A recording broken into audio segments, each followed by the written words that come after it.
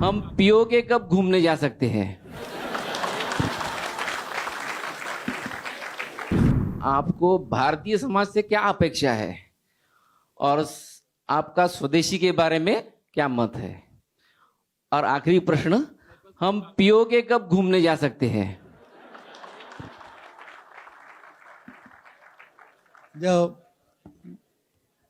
जो देखिए, स्वदेशी के बारे में मैंने पहले भी कुछ बातें रखी थी कि मुझे लगता है कि जो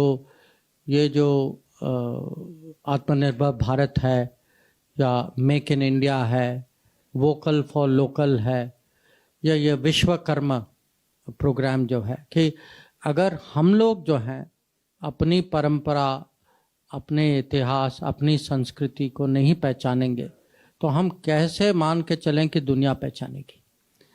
कि अगर नहीं सर, मैं देखिए मेरा अनुभव है कि मैं पिछले मुझे विदेश सेवा में 41 साल हुए।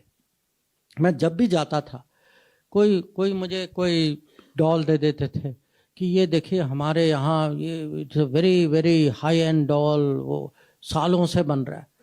या कोई बॉक्स होता था या कोई प्लेट होता था या कोई कुछ कपड़ा होता, कोई फैब्रिक होती थी। अब मुझे हर समय लगा कि भाई ये दे तो रहे हैं, कितने गर्व के साथ दे रहे हैं, मुझे भी उसी सिचुएशन में होना चाहिए, और कभी कभी हम होते भी थे।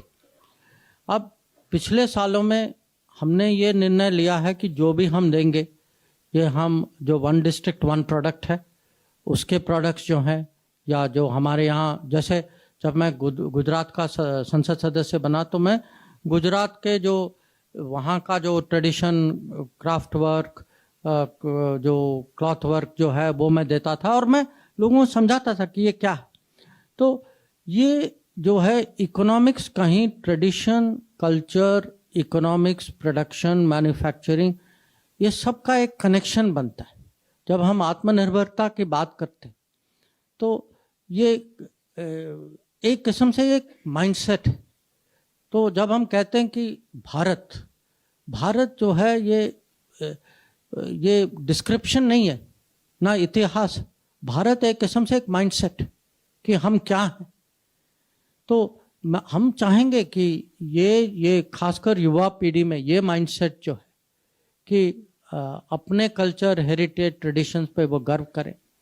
और ये ट्रेडिशन और टेक्नोलॉजी, ये इनकी कॉन्ट्रडिक्शन नहीं है कि हम ट्रेडिशन के बेसिस पे टेक्नोलॉजी के माध्यम से भारत को विकसित बने।